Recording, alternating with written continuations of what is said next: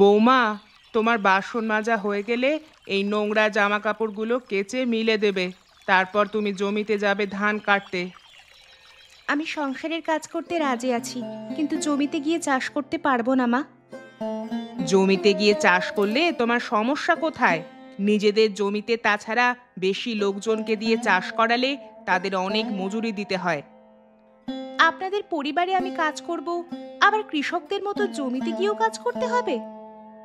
পরিবারটা কি আমার একার? তুমি কি এ পরিবারের কেউ নও? নিশ্চয়ই আমি এই পরিবারের একজন সদস্য। তাই বলে ঘরের সব কাজ করে, রান্না বান্না করে আমাকে জমিতে গিয়ে কাজ করতে হবে? আমার শরীর বলে তো কিছু আছে নাকি? আমি অত শত তোমার জ্ঞানের কথা শুনতে চাই না। নিজেদের জমিতেই নিজেদেরই চাষ তুলতে হবে। তুমি তাড়াতাড়ি চলে যাও।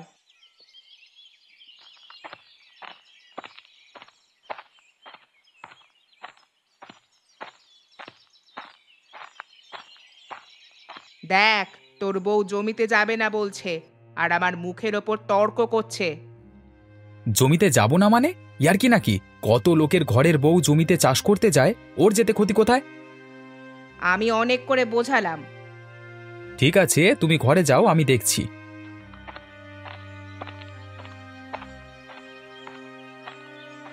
তুমি কি জমিতে যাবে না?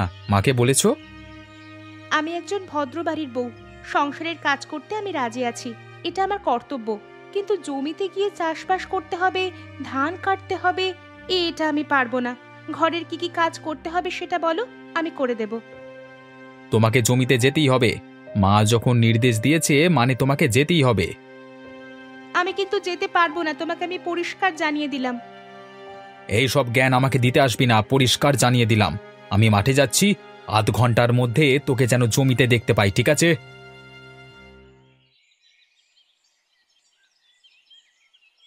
তুমি ওদিকটা থেকে কাটো, আমি এপাশটাতে ধান কাটছি।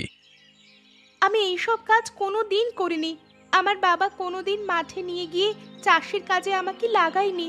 তোমাকে ভালোবেসে বিয়ে করেছিলাম, আর তুমি আমাকে বিয়ে করেছো তোমাদের বাড়ির জমির চাষের কাজে লাগানোর জন্য, যাতে তোমাদের শ্রমিকের পয়সা খরচ করতে না হয়। বেশি বকবক না করে কাজ করো তো। মনে হচ্ছে জমিটা শুধু আমাদের, তোমার নয়। কাজ করে যে ঘাম মুছে কষ্ট হয় তার। আরে বৌমা, তুমি মাঠে এসে কাজ করছো? সুবীর কাকা, এটাই আমার কপালে লেখা ছিল। অমল, তোর কি কোনো কাণ্ডজ্ঞান নেই? তুই বৌমাকে জমিতে এনেছিস কাজ করানোর জন্য, তোর কি লজ্জা করে না? আশেপাশে দেখতে পাচ্ছ না কত বাড়ির বউয়েরা মাঠে এসে কাজকর্ম করছে? হ্যাঁ করছে, তোর কথা তো মিথ্যে নয়, কিন্তু তাদের পরিবারের সঙ্গে তোদের পরিবারের তুলনা হয় না। কাকা, তুমি আর বেশি কিছু বলতে যেও না। এটা অমল ঠিক করছে না বৌমা। তুমি একজন শিক্ষিতা, তুমি অমলকে ভালোবেসে নিজের পছন্দ করা ছেলেকে বিয়ে করেছিলে। ভুল করেছিলাম, সেই ভুলটা আর কোনোদিন শোধরানো যাবে না কাকা। তুমি বাড়ি যাও। কাকা, এটা আমাদের পরিবারের ব্যাপার। কাকে দিয়ে কাজ করাবো কাকে দিয়ে করাবো না, এটা সম্পূর্ণ আমাদের ব্যাপার। তুমি আমাদের কাজের ব্যাপারে নাক গলাবে না। সেই জন্য পুঁথিগত শিক্ষা একটু আধটু দরকার হয়। যাই হোক মিতামা, আমি আর কি করব ভেবে নে, তোর কপাল পোড়া।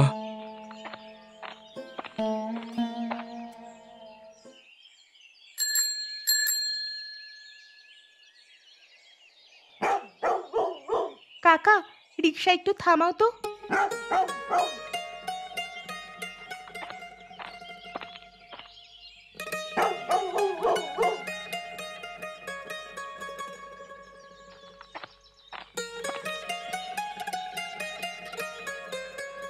এবার বুঝলাম কুকুরটা কেন ঘেউ ঘেউ করছিল।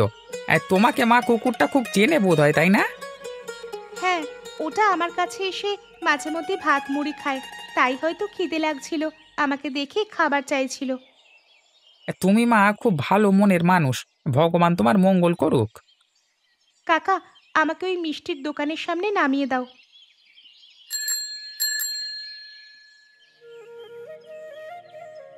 ওগো শুনছো? বাইরে এসে দেখো কে আসছে।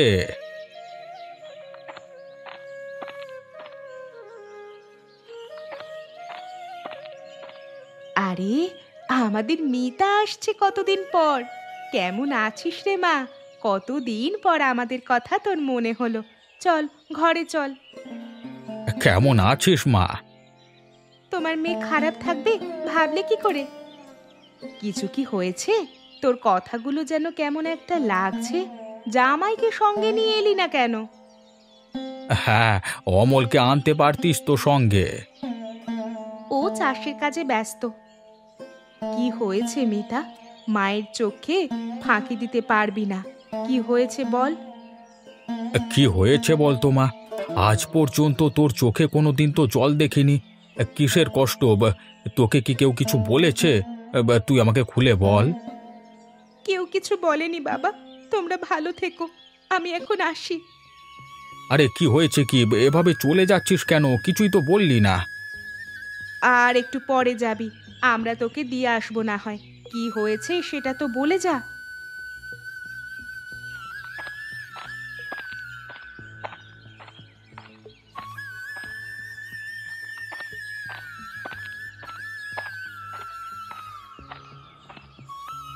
আরে মিতামা, এদিকে কোথায় যাবি? কাকা, তোমার বাড়িতে গিয়েছিলাম। কাকিমা বলল তুমি মাঠের দিকে আছো, তাই তোমার সঙ্গে দেখা করতে এলাম। কি হয়েছে বল না আমাকে।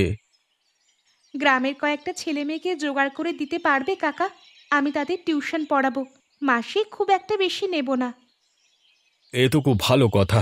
তুই অনেক দূর পড়াশোনা করেছিস, তোর সেই শিক্ষাটা কাজে লাগলে হতে পারে কিছু পয়সা আসবে। সেজন্য তোমাকে অনুরোধ করছি, যদি কয়েকটা ছাত্রছাত্রী জোগাড় করে দাও, আমি সকাল বিকেল করে পড়াবো। তুই নিশ্চিন্তে বাড়ি যা। আমাদের গ্রামে শিক্ষক শিক্ষিকার অনেক অভাব। তুই পড়ালে অনেক ছেলেমেয়ের উপকার হবে। আমি কয়েকজন ছাত্রছাত্রী নিয়ে তোর কাছে যাচ্ছি। এখন তাহলে আসি।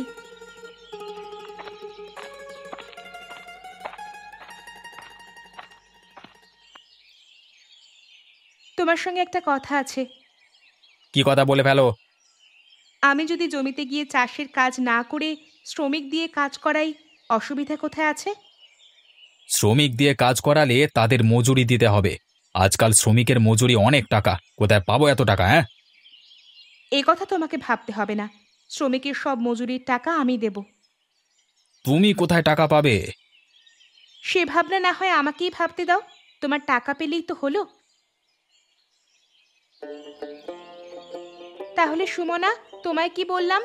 গাছ সূর্যের আলোর সাহায্যে আর মাটি থেকে জল মূলের সাহায্যে টেনে নিয়ে পাতায় খাদ্য তৈরি করে।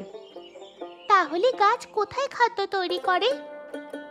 গাছ পাতায় খাদ্য তৈরি করে। গাছ আমাদের পরিবেশে অক্সিজেন গ্যাস ফিরিয়ে দেয়। এই অক্সিজেনকে আমরা গ্রহণ করে বেঁচে থাকি। তাহলে গাছ না থাকলে তো আমরা সবাই মারা যাব। অবশ্যই, গাছ ছাড়া আমরা বাঁচতেই পারবো না। আজ তাহলে বাচ্চারা বাড়ি যাও। আজকে ছুটি, কালকে আবার সকালে পড়াবো।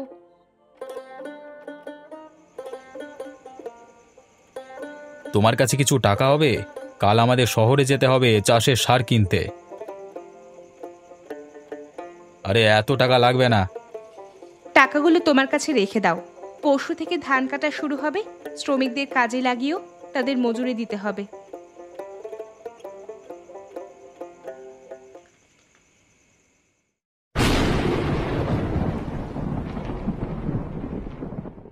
আরে, আকাশ মেঘলা হয়ে আছে। আজ থেকে জমিতে ধান কাটার কথা। এ তো ঘুমিয়ে আছে। বৃষ্টি হলে সব ফসল যে নষ্ট হয়ে যাবে। শুনছো? আজ থেকে যে ধান কাটা হবে, তুমি মাঠে যাবে না? বাবারে বাবারে, অমন করে হু হু করে কি শব্দ করছো? এই তো জ্বর হয়েছে। গায়ে যে প্রচুর তাপমাত্রা।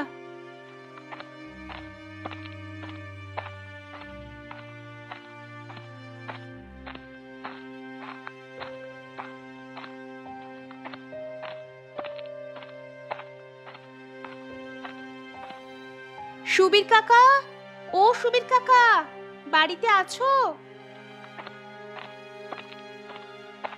আরে মিতামা, কি খবর তোর এত ভোর ভোর? সুবীর কাকা, আমাকে দুজন লোক তুমি ঠিক করে দিতে পারবে? এখন তো শ্রমিক পাওয়া যাবে না, সবাই চাষের কাজে লেগে পড়েছে। আগে বললে হতো। কেন, অমল কোথায়? অমলের খুব জ্বর, বিছানা থেকে উঠতেই পারবে না। ওদিকে আবার বৃষ্টি হলে ফসল সব নষ্ট হয়ে যাবে। ইস, আগে জানলে শ্রমিক দিয়ে দিতাম, কিন্তু এখন তো কোথাও পাওয়া যাবে না মা। আচ্ছা ঠিক আছে, দেখছি কি করা যায়। আমি আসি এখন। আরে অনেকদিন পর আমার বাড়িতে এলি, কিছু খেয়ে যা। না কাকা, পরে এসে একদিন খাবো, অনেক কাজ আছে, যাই।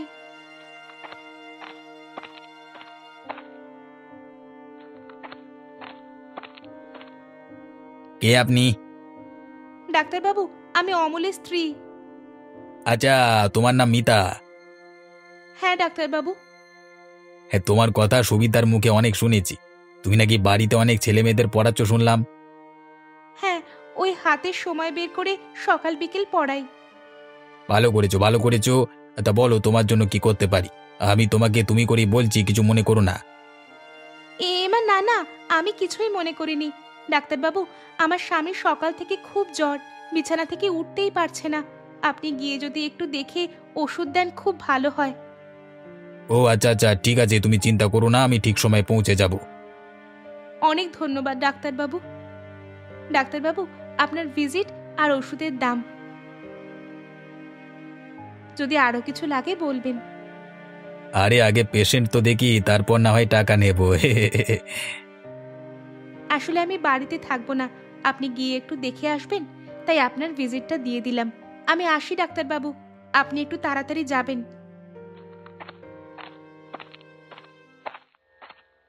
অমল, এই অমল, তোর বউ কোথায় রে? কোথাও দেখতে পাচ্ছি না যে। ঘরের কাজকর্ম কে করবে শুনি? আমি তো জানি না, আমি তো ঘুমিয়েছিলাম, কখন উঠে গেছে জানি না। নিশ্চয়ই কাজের ফাঁকে বাপের বাড়ি পালিয়েছে। এত শয়তান তোর বউ, কাউকে না বলে পালিয়ে গেছে। ঠিক আছে, আমি দেখছি। ওর বাপের বাড়িতে গিয়ে চুলের মুঠি ধরে মারতে মারতে নিয়ে আসবো। কি ভেবেছে কি? তুই এক্ষুনি যা। আজ থেকে কোথায় ধান কাটা হবে যে? নিজের অবস্থা তো ভালো নয়, যে কোনো মুহূর্তে বৃষ্টি আসবে, সব ফসল যে নষ্ট হয়ে যাবে। আসলে আমার শরীরটা ভালো নয় তো, গায়ে জ্বর জ্বরের মতো। কাল থেকে ধান কাটবো।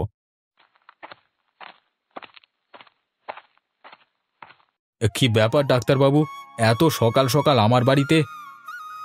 তোমার তো জ্বর হয়েছে। কিন্তু আপনাকে কে খবর দিল? কারোর খবর দেওয়া দরকার নেই। একটু চোখ কান খুলে রাখলেই গ্রামের লোকেরা অসুস্থ কি অসুস্থ নয় তা বোঝা যায়। এই ওষুধগুলো খেয়ে নিও সময় করে। ডাক্তারবাবু, কত টাকা দেব? সে তোমাকে ভাবতে হবে না। মা, আমি মিতার বাবার বাড়িতে যাচ্ছি। চুলের মুঠি ধরে টানতে টানতে নিয়ে আসবি।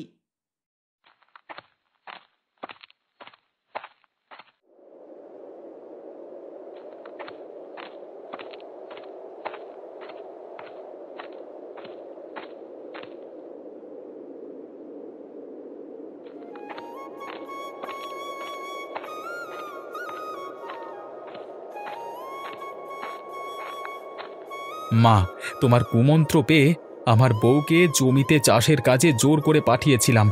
আজকে সে অনেক কাজ শিখে গেছে। আমার শরীর খারাপ দেখেই ডাক্তারকে খবর দিয়ে নিজে গেছে ধান কাটতে। আর মা, এরকম বৌমা তুমি আর কোথাও পাবে? হ্যাঁ,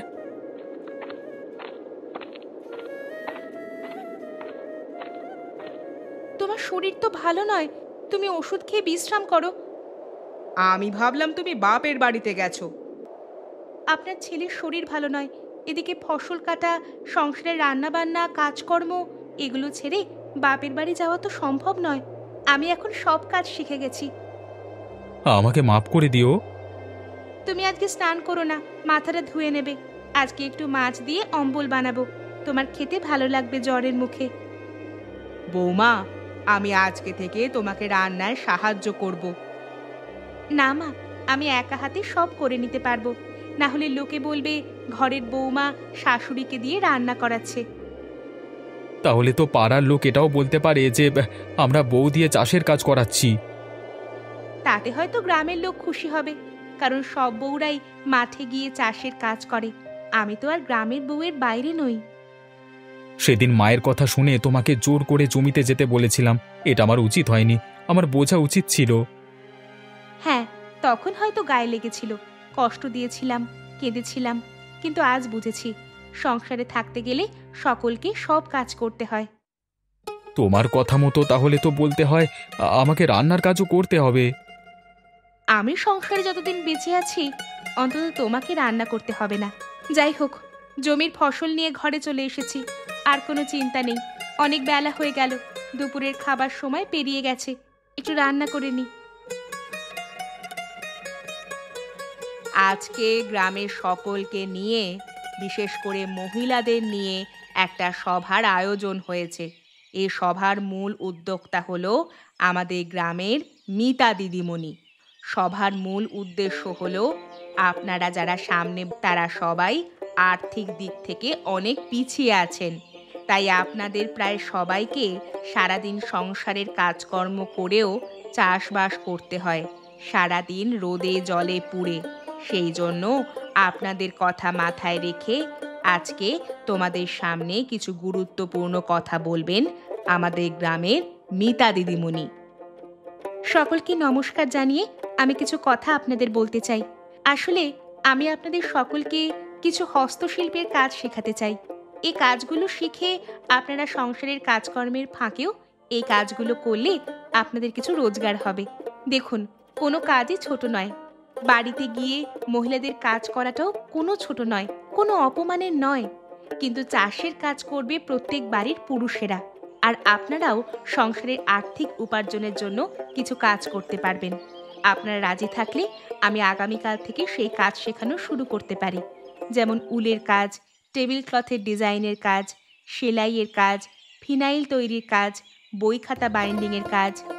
এগুলো শিখে মাসে অনেক টাকা রোজগার করা যায়। এবার আপনারা বলুন, যদি আপনারা আগ্রহী থাকেন তাহলে কাল থেকে আমরা এখানেই প্রশিক্ষণ দেওয়া শুরু করব। হ্যাঁ হ্যাঁ দিদিমণি, আমরা শিখতে রাজি আছি। আমরা জমিতে কাজে যেতে চাই না। ঘরের বউ দিয়ে জমির চাষ এবার বন্ধ হোক, আমরা কাজ শিখতে চাই। দিদিমণি, আমরা শিখতে চাই, আপনি কাল থেকেই আমাদের শেখান। আমরা এই কাজগুলো করে রোজগার করে সংসারে সাহায্য করতে চাই। হ্যাঁ হ্যাঁ, আমরা সবাই শিখতে চাই।